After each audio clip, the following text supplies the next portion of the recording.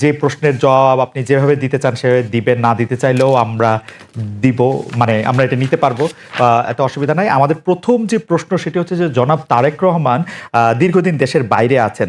আমরা দেখেছি যে 5ই আগস্টে ক্ষমতার পট পরিবর্তনের পরে শেখ হাসিনা পালিয়ে যাওয়ার পরে তিনি ভার্চুয়ালি একটি জায়গায় তার পরদিনই ভার্চুয়াল বক্তব্য দিয়েছিলেন, বিভিন্ন অনুষ্ঠানে অনলাইনে সক্রিয় থাকছেন, বক্তৃতা দিচ্ছেন। কিন্তু বিএনপির পক্ষ থেকে কি আসলে, দেশের পক্ষ থেকে এই দাবি আছে তাকে দেশে আসার, বা তারা মানে বিএনপি কখন মনে করে যে জনাব তারেক রহমানের দেশে ফেরা উচিত, মানে সে সময়টা কখন হতে পারে? না, এখানে আপনার যে প্রশ্ন আছে তার মধ্যে দু তিনটি আপনার দিক আছে। একটা হচ্ছে আপনার বলছেন যে বিএনপি দাবি তুলছে কিনা। এখানে এখন যে অবস্থা আছে তাতে বিএনপি দাবি তোলার প্রয়োজন নেই। এখন it will decided by Tarique Rahman himself, এবং পার্টিও সেটাই অপেক্ষা করছে। তার কতগুলো মামলা আছে, যে মামলাগুলো আপনার অনগোয়িং প্রসেসের মধ্যে আছে, কোর্টে আদালতে চলছে। আমরা যেটা সিদ্ধান্ত নিয়েছি যে ওই মামলাগুলো শেষ করেই দেশে আসবেন। সেক্ষেত্রে আরেকটি প্রশ্ন এরকম হতে পারে কিনা যে আমরা বেগম খালেদা জিয়াকে অনেকদিন পরে দেখলাম যে তিনি সশস্ত্র বাহিনী যে দিবস ছিল 21 নভেম্বর, সেটাতে তিনি উপস্থিত থেকেছেন। ডক্টর মোহাম্মদ ইউনূসও তার সাথে কথা বলেছেন, উপদেষ্টাদের মধ্যে থেকেও কেউ কেউ তার সাথে আসলে কথা বলেছেন, আমরা এরকম দেখেছি। যদি এই মুহূর্তে নির্বাচন হয়, যেটি আসলে বিএনপি যৌক্তিক সময়ের মধ্যে নির্বাচন দাবি করছেন, তাতে বেগম খালেদা জিয়া কি প্রার্থী হবেন, বা বিএনপি সংসদ নেতা বা প্রধানমন্ত্রী হিসেবে কাকে চাইতে পারে, চেয়ারম্যান নাকি ভারপ্রাপ্ত চেয়ারম্যান? এখানে এই মুহূর্তে এখনই আমাদের এই প্রশ্নগুলো নিয়ে আমরা আপনার কাজ করছি না, কারণ আমরা এখন আমাদের সামনে যে সবচেয়ে বড় চ্যালেঞ্জ সেটা হচ্ছে যে আপনার এই ইন্টারিম গভর্নমেন্টের কাজগুলো তারা যেন শেষ করতে পারে, অর্থাৎ যে সমস্ত সংস্কারের বিষয়গুলো আছে সেই সংস্কার যে কয়েকটা আপনার খুবই নির্বাচন কেন্দ্রিক এবং প্রয়োজনীয়, সেই সংস্কারগুলো করে নির্বাচনের কথা আমরা বলছি, এবং আমরা মনে করি যে এটা আপনার যথা সময়ে সেটা অনুষ্ঠিত হবে। এবং দেশনেত্রী বেগম খালেদা জিয়া তো আমাদের পার্টির চেয়ারপারসন, এবং তিনি যদি নির্বাচন করতে সক্ষম হন শারীরিকভাবে, তাহলে অবশ্যই তিনি নির্বাচন করবেন। অন্যদিকে যেমন তারেক রহমান সাহেব আমাদের দলের ভারপ্রাপ্ত চেয়ারম্যান এখন আছেন, এবং তিনিও নির্বাচন করতে চাইলে তিনিও নির্বাচন করতে চান, সেটাও উনি করতে পারবেন যে কটা সিটি তিনি করতে চান। তো এই নিয়ে কোনো সমস্যা নেই। সুতরাং খালেদা জিয়া নির্বাচন করলেন, প্রধানমন্ত্রী হলেন, বা তারেক রহমান সাহেব নির্বাচন করে প্রধানমন্ত্রী হলেন, এটা নিয়ে কোনো সমস্যা নেই। এই ব্যাপারে পার্টিতে আমাদের কোনো সমস্যা আছে বলে আমি মনে করি না। আলোচনা আছে কিনা, মানে মানে কে হবেন? না, না, এই ধরনের আলোচনার এখন প্রয়োজন নেই। খালেদা জিয়া, বেগম খালেদা জিয়া এখনো বেশ অসুস্থ। উনি আগামীকাল কয়েকদিনের মধ্যে উনি যাবেন লন্ডনে চিকিৎসার জন্য, এবং সেখানে যদি তাকে প্রয়োজন হয় সেখান থেকে তিনি আমেরিকাও যেতে পারেন, তার প্রয়োজন হয় চিকিৎসার জন্য। তো আমরা তাকে সম্পূর্ণ সুস্থ করে, আল্লাহ যেন তাকে সুস্থ করে নিয়ে আসেন, সেটাই চাইবো, সেটাই চাচ্ছি আর কি। এই প্রসঙ্গে আর কি, মানে এই 1-2 নাম্বার প্রশ্নের প্রসঙ্গে শেষ প্রশ্ন, যে আপনি জনাব তারেক রহমানের মামলার কথাগুলি বলছিলেন, জনাব তারেক রহমানের মামলাগুলো থাকার কারণে কি তিনি দেশে আসার ব্যাপারে দেশকে নিরাপদ মনে করছেন না, এরকম কোনো কিছু কি আপনাদের মধ্যে ভাবনা আছে? না, না, সেই ধরনের কিছু ব্যাপার নয়। তার মামলাগুলো আমরাই চাইছি, দল চাইছি আমরা তাকে একেবারে আমরা মানে পুরোপুরি ভাবে মামলা মুক্ত করে নিয়ে আসতে চাই। যেহেতু তার মামলাগুলো সবই মিথ্যা মামলা, সাজানো মামলা, যার সমস্ত এভিডেন্সেস আর দেয়ার, সেই ক্ষেত্রে তার যত দ্রুত সম্ভব আমরা আশা করি যে মামলাগুলো নিষ্পত্তি হয়ে যাবে। আজকের একটু কথায় আসি, যে সংবিধানে উপপ্রধানমন্ত্রী পদ রাখা সহ আরো কতগুলি সংস্কারের প্রস্তাব বিএনপি দিয়েছেন। উপপ্রধানমন্ত্রী বা উপরাষ্ট্রপতি, তারপরে সংসদ উচ্চকক্ষ, গণভোটের বিধান প্রবর্তন করার প্রস্তাব। তো এইগুলি যদি সংবিধানে যাচাই বাছাই করে দিতে হয়, তাহলে তো কিছুটা সময় লাগবে। আপনার কাছে যৌক্তিক সময়টা কত মনে হয়, যে এই সরকারের কাছে কতটা সময় আসলে দেওয়া উচিত সরকারকে আসলে যৌক্তিকভাবে?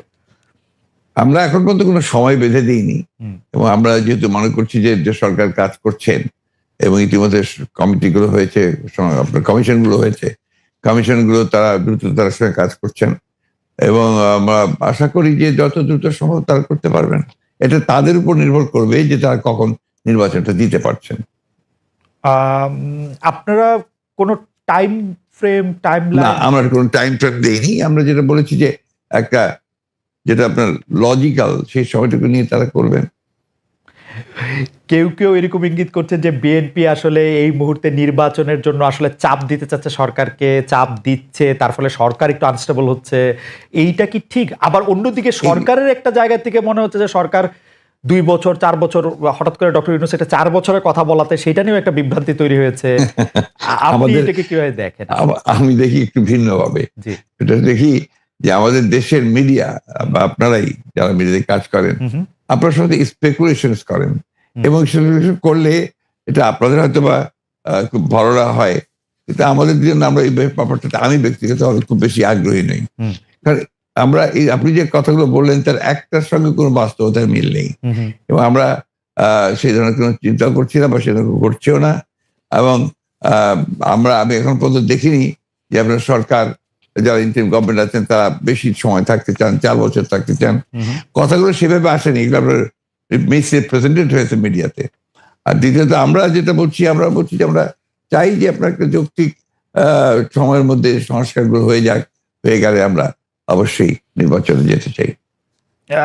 আপনারা উম যৌক্তিক সময়টা মানে হ্যাঁ, আমাদের দোষ আছে জনাব মির্জা ফখরুল ইসলাম আলমগীর, আমরা ঠিকই। আমি দোষের কথা বলছি না, না। না, মানে মানে আমি দোষের মিডিয়ার কথা বলছি না। আমাদের কথা বলছি যে মিডিয়া আপনার স্পেকুলেট করেন। স্পেকুলেট মিডিয়া করতেই পারে। কিন্তু আমরা যেটা বাস্তবতা আমি আপনাকে সেটাই বলছি। প্রধান উপদেষ্টাকে একটা কথা বলেছে, ঢুকাই দাও, মামলা একটা দিয়ে তাকে সাথে সাথে ঢুকাই দাও। এই কাজ তো এখন হচ্ছে না। আয়নাগরের ঘটনা তো এখন একটু হইতেছে। মাননীয় আমির, না, একজন ইউটিউবার এটা- আছেন সাব্বির, তাকে জেলে দিয়ে দেওয়া হয়েছে প্রধান উপদেষ্টাকে কি জানি না বলছে। না না, আমি বলতেছি সেটা আমি বলছি যখন তখন হচ্ছে না, ঘন হচ্ছে না। দুই একটা কেস হইতেই পারে, এটা এক্সেপশন, কিন্তু আগে তো এটা ছিল প্র্যাকটিস এন্ড র্যান্ডম। এটা কিন্তু এখন হচ্ছে না। ওকে। তারপরে আপনি দেখেন যে আয়নাগরের যে বিষয়টা, মানুষকে ধরে নিয়ে ঢুকাই দাও, ওয়ার অ্যাবাউট কেউ জানে না, তার ফ্যামিলি জানে না যে মানুষটা বেঁচে আছে নাকি মরেই গেছে। যদি মরে যায় তার কবর কোথায়, আদৌ জীবনে দেখবো কিনা তার কবরটা, সেটাও তো প্রশ্ন। এরকম তো ঘটনা ঘটেছে এবং যাদেরকে আয়নাগরে নেওয়া হয়েছে তারা কিন্তু সবাই ফিরে আসেননি। তারা অনেকেই এখনো আমরা জানি না তারা কোথায় আছে, আদৌ বেঁচে আছেন কিনা। তো এগুলা তো এখন হচ্ছে না। আর বায়বীয় মামলা যেটা বলা হয় সরকারের পক্ষ থেকে, এখন সরকারের পক্ষ থেকে সেরকম মামলা নেই। এখন মামলা হচ্ছে পলিটিক্যাল যারা বিভিন্ন পার্টিজ আছেন তারা, সেই ক্ষেত্রে এক এক দলের এক একটা দৃষ্টিভঙ্গি। আমাদের দৃষ্টিভঙ্গি হচ্ছে যে ফর ফেয়ার জাস্টিস কমপ্লেইনটা অফ পুরো অ্যাট্রোসিটি করেছেন যারা এটার পারপিটেটর, তাদেরকে ডিরেক্ট যারা আছেন তাদেরকে বাদ দিয়ে আমরা কোনো মামলায় কাউকে আসামি করিনি। এই জন্য আমাদের মামলায় শত শত কোনো আসামি নেই। ওকে। অন্যান্য সংস্থার বা দলের বা অথরিটির থাকতে পারে। তো এই জিনিসগুলোর কিছুটা হলেও ডেভেলপমেন্ট হয়েছে, কিন্তু আরো অনেক হওয়ার প্রয়োজন আছে এবং সুযোগও আছে। এই ক্ষেত্রে আমি শুধু একটা লাইন করে একটু বোঝার জন্য যে মানে আওয়ামী লীগ নিষিদ্ধ করা হয় নাই, আওয়ামী লীগের কার্যক্রম নিষিদ্ধ করা হয়েছে, দুইটার মধ্যে তফাৎ কি আসলে? মানে তারা মানে কি করতে পারবে আর কি করতে পারবে না, মানে একজন আওয়ামী লীগ কি করতে পারবে এখন? মানে আমার একটা আন্ডারস্ট্যান্ডিং হচ্ছে আওয়ামী লীগ নিষিদ্ধ, আপনি বলতেছেন না দুইটার মধ্যে একটু তফাৎ আছে। তফাৎটা কি আসলে? দেখেন, নিষিদ্ধ তো আমাদেরও করা হয়েছিল, তাই না? এবং একবার না, আমাদের এই সংগঠনের জন্মের পরে দফায় দফায় আমাদেরকে নিষিদ্ধ করা হয়েছে। নিষিদ্ধ যখন কোনো সংগঠনকে করা হয় তখন এই সংগঠনের ব্যক্তিরাও বিভিন্ন ধরনের সমস্যায় পড়ে যান, এর সাথে রিলেটেড ব্যক্তিরা। এমনকি তাদের স্বাভাবিক জীবনযাত্রাটাও তাদের পক্ষে চালায় নেওয়া সম্ভব হয়। তারা যদি সমাজের কোনো ক্রিমিনাল ব্যক্তি নাও হয়ে থাকেন তবুও তাদের উপরে সমস্যা আরোপ হয়েছে। কিন্তু যখন কার্যক্রম নিষিদ্ধ থাকবে তখন ওই পলিটিক্যাল কার্যক্রমগুলা ছাড়া বাকি জীবনের সবই তো তারা করতে পারবে, করছে তো। আচ্ছা, তারা তো এই দেশ ছেড়ে সবাই তো আর চলে যান, সবাইকে জেলেও ঢুকানো হয় না। এইটা একটু পরিষ্কার হয়েছে। জনাব যুদ্ধাপরাধের মামলায় জামাত নেতা এটিএম আজহারুল ইসলাম খালাস পাওয়ার পর আপনি একটি সংবাদ সম্মেলনে বলেছেন, জামায়াতে ইসলামী বা তার কোনো নেতাকর্মীর মাধ্যমে কেউ ক্ষতিগ্রস্ত হয়ে থাকলে তার কাছে নিঃশর্ত ক্ষমা চাই।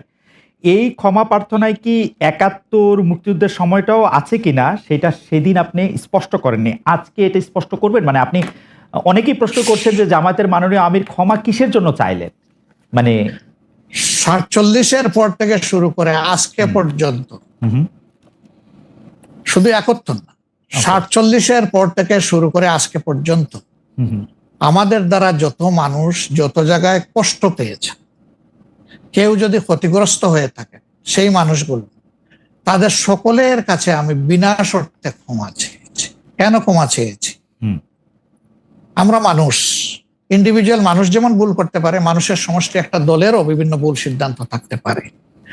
কোনটা ভুল কোনটা সঠিক ইতিহাস এটা নির্ধারণ করবে। আজকে যেটাকে ভুল বলা হচ্ছে, কালকে এটাই হয়তো সবচেয়ে বড় সঠিক হিসাবে প্রমাণিত হবে। হুম, আর ইতিহাসের পালাবদলে রাজনীতিতে সবাই জিতে না, কেউ জিতে কেউ হারে। আমরা আদর্শবাদী একটা দল, আমরা বিশ্বাস করি আমরা মানুষ ভুলের ঊর্ধ্বে নই। আমাদের দ্বারা, আমাদের সহকর্মীদের দ্বারা মানুষ বিভিন্ন ক্ষেত্রে কষ্ট পেতে পারে, ক্ষতিগ্রস্ত হতে পারে। আমি সব কিছুর জন্য কোনো শর্ত আরোপ না করেই মাপ চেয়েছি। ওকে, মানে 47 এবং থেকে মাপ চাওয়ার মধ্যে কোনো পরাজয় নাই, না, লজ্জা নেই। অবশ্যই নাই। 47 থেকে আজ পর্যন্ত যে কোনো কিছুর জন্য মানুষ আপনাদের কাছ থেকে যদি কোনো ধরনের আঘাত পেয়ে থাকে, তার জন্য আপনি দুঃখ প্রকাশ করেছেন বা ক্ষমা চেয়েছেন। এর ভিতরে সব ঢুকে গেছে, কোনো কিছু বাদ নাই, ওকে, এভরিথিং ইনক্লুডেড। আচ্ছা, এবং এটা আনকন্ডিশনাল, মানে অ্যাপোলজি দিয়ে আনকন্ডিশনাল পার্ডন সিক করেছে। এইটা কি ডক্টর শফিকুর রহমান, আমি আসলে যেহেতু আপনার সঙ্গে আমার মানে নানা সময় কথা বলার সৌভাগ্য হয়েছে, মানে পর্দার বাইরে পর্দার ভিতরে, সেটা আমি জানি বলেই আমি আমার প্রশ্নটা করছি যে আপনি যে 71টাকে এই 47 থেকে আজ পর্যন্ত একসাথে বললেন, এর কি কোনো বিশেষ কারণ আছে নাকি? মানে না না না না না না, কোনো বিশেষ কারণ নাই। আমার মানবিক মূল্যবোধের জায়গা এবং আমার দায়িত্বের জায়গা থেকে আমি বলেছি, অনুভূতির জায়গা থেকে, দায়িত্ব এবং অনুভূতির জায়গা। বিশেষ কোনো কারণ। আপনারা পলিটিক্যাল জিনিসটাকে নিয়ে চেষ্টা করেন, ওটা দিতে why did you try to go deep into it? আমি বলি, শেষ করি জি প্লিজ। জি জি জি প্লিজ। ইনভেস্টিগেটিভ জার্নালিজমটা সিরিয়াসলি করেন এবং এটাকে ফাইন্ড আউট করেন যেটা আসলে ব্যাপারটা কি ছিল। সেটা করছেন না, করছেন যে বিএনপি কে দোষারোপ করার জন্য করছেন। এটাকে আমি মনে করি এটা এক ধরনের রাজনৈতিক উদ্দেশ্য প্রণোদিত। ওকে ওকে, আমি ইনভেস্টিগেটিভ জার্নালিজমের প্রসঙ্গে, মানে আমি আপনাকে মাঝখানে ইন্টারাপ্ট করতে চাইনি, আমি শুধু বলতে চাইছিলাম যে এইটা তো আসলে আমাদেরও সীমাবদ্ধতা থাকে, ইনভেস্টিগেটিভ জার্নালিজম যে আমরা করতে পারি নাই। কিন্তু এই কথাও তো সত্য যে বিএনপির আমলে আমরা একটা 21 আগস্টের গ্রেনেড হামলার পরে আমরা একটা জজ মিয়াকে দেখেছিলাম, যে জজ মিয়া একটা বানানো হতে পারে। আমি ধরে নিচ্ছি সেটা আপনারা মনে করছে যে ভুল, আমিও ভুল ধরে নিচ্ছি, কিন্তু আপনারা তো পারতেন এখানে একটা ইনভেস্টিগেটিভ জার্নালিজম করে আসল সত্যটা উদ্ঘাটন করতে, সেটা তো করেনি। আমি আপনাকে আসল সত্যটা বলছি, সেটা আমি বললাম। আপনি এই জিনিসগুলো তো আপনারা কখনোই তুলে ধরবেন না যে 4 বার তার আয়ু চেঞ্জ করা হয়েছে, কখনোই তুলে ধরবেন না যে কার আকাঙ্ক্ষা দেওয়া হয়েছে যে আওয়ামী লীগের নমিনেশন চেয়েছিল, অবশ্যই তুলে ধরবেন। কখনোই তুলে ধরবেন না যে মুফতি মাহমুদকে বিচার শেষ হওয়ার আগে থেকে আপনার ফাঁসি দেওয়া হয়েছে। তো দিজ আর দ্য এভিডেন্সেস, যেখানে আপনি পরিষ্কার বুঝবেন যে একটা শুধুমাত্র সাজানো মামলা, তাকে এখানে জড়িত করার জন্য এই কথাগুলো এসেছে। তত্ত্বাবধায়ক সরকার ব্যবস্থা বাতিল করার জন্য বা তত্ত্বাবধায়ক সরকার ব্যবস্থাকে প্রশ্নবিদ্ধ করার জন্য বিচারকদের বয়স বাড়ানো এবং একজন বিচারপতিকেই আসলে তত্ত্বাবধায়ক সরকার ব্যবস্থার প্রধান করার লক্ষ্য নিয়ে সেইটা করার কারণে বিচার, মানে এই পুরো বিধানটাই এটা দিস ইজ ইওর ন্যারেটিভ, এটা আমাদের ন্যারেটিভ নয়। আচ্ছা, আমরা মনে করি যে ওই সময় প্রয়োজন ছিল আপনার বয়স বাড়ানোর ব্যাপারটা, ওটা বাড়ানো হয়েছিল। ইট মে নট ওয়ার্ক, সেটা অন্য কথা। একটা জিনিস আপনি আবার ভুলে যাবেন না যে 1/11 আগে চক্রান্তটা একটা হয়েছিল। সে চক্রান্ত হচ্ছে যে আপনাদের সেই 9/11 ঘটেছিল তার আগে, আর এখানে আপনার কিছু পশ্চিমা দেশ একসাথে হয়ে চুইজডে ক্লাব তৈরি করেছিল, একই সঙ্গে ভারতবর্ষ তার সঙ্গে যুক্ত হয়েছিল, এবং তাদের মূল টার্গেটটা ছিল যে জাতীয়তাবাদী শক্তিকে এখান থেকে নির্মূল করা। এবং যেহেতু তারেক রহমান সাহেব জাতীয়তাবাদী শক্তির উঠতি নেতা ছিলেন, হি ওয়াজ দ্য রাইজিং লিডার, সুতরাং তাকে আপনারা মেলাইন করার জন্য, ভাবমূর্তি নষ্ট করার জন্য একটা পরিকল্পিতভাবে এই চক্রান্তগুলো করা হয়েছে এবং এই ক্যাম্পেইনটা চালানো হয়েছে, হুইচ ইজ টোটালি পলিটিক্যাল। আমরা ছাড় দেই নাই কাউ, আমাদের এই ঘটনাগুলো র্যান্ডম না, ব্যাপক না, দুই একটা বিচ্ছিন্ন ঘটনা, আমরা কাউকে ছাড় দিই। আমরা যেহেতু আপনার সময় কম, আমরা দ্রুত একটা বিষয় থেকে আরেকটা বিষয়ে যেতে হচ্ছে। সম্প্রতি আপনি একটি ভাষণে বলেছেন, আমি এখানে ছোট্ট একটু অ্যাড করতে চাই। জি জি প্লিজ। এই যে মব, যেটাকে এখন মব বলা হচ্ছে, এর চাইতে কিন্তু